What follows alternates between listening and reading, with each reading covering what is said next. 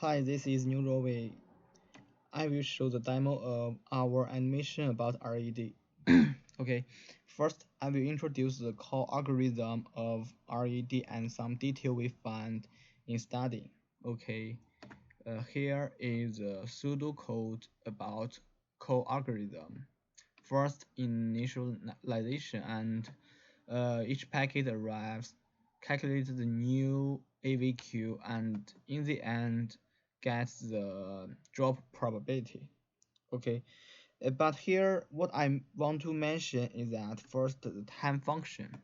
Here, this function in fact is to reduce AVQ when Q is empty. Uh, you will find except beginning. It's possible for router to have an idle buffer, but AVQ is not zero. So we need a function to reduce AVQ step by step. Okay. Um, Here we need the time function, and uh, of course AVQ should not reduce rapidly. So we need this function. By the way, this parameter w, uh, usually we set it uh, as 0.05 and even smaller. So you can see uh, this function is to reduce average Q. Okay, and so the longer time it experiences when a new packet arrives, it will reduce exponentially. In fact, this part caused some problem in our animation. I will explain it below. Okay, then I will demonstrate our animation.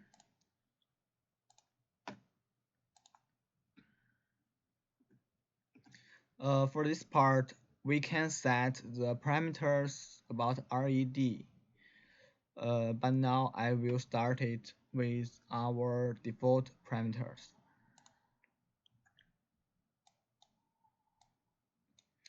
Okay, you can see here is CWND and here is occupancy. You can see this is slow start and this is congestion avoidance, and the change of occupancy has some below behind CWND. Okay, and the occupancy is keep in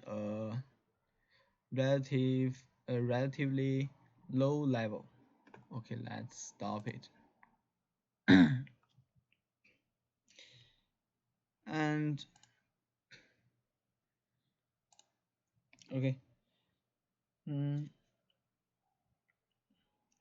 in fact, our animation has some difference with the real world. The real world network is more complicated, but we can also use it to test RED's influence on TCP. Okay, you can see the TCP is in fact a loss-based method, but here our buffer occupancy is in a relatively low level. Maybe you will say this level is too much low, but uh, I will mention this network is a single sender network, and you can see you can find that a sender, when the marked packet uh, arrives to a RAV standard, CWND becomes half. And if we use more standards in one network, the occupancy rate will be higher but also a relatively low level. In fact, animate RED in network is not simple. Um, we all know RED need a lot of super parameters, which cannot get from network. We can only use experience or machine learning to get them and even change it dynamically. Uh, Although we cannot do it now, but we find a direct result if these parameters is not suitable, which result in some weird output. Okay, I will expand it in algorithm. If we use a set of parameters with no suitable, maybe AVQ will cause some problem. Uh, you can see, for example, you can see if we use a not suitable time function here. This function, if this function cannot give enough penalty to the AVQ, average Q. Okay, if the penalty, this part, is not enough, uh, you will see the average Q will reduce slowly, which will keep drop probability in a high level. Let's see if this penalty is small and AVQ in this part will reduce slowly. And when we go into this part, in other words, uh, if some package arrives and this package should be judged in this part, uh, in other words, the drop probability should be calculated use this way in this way. Okay,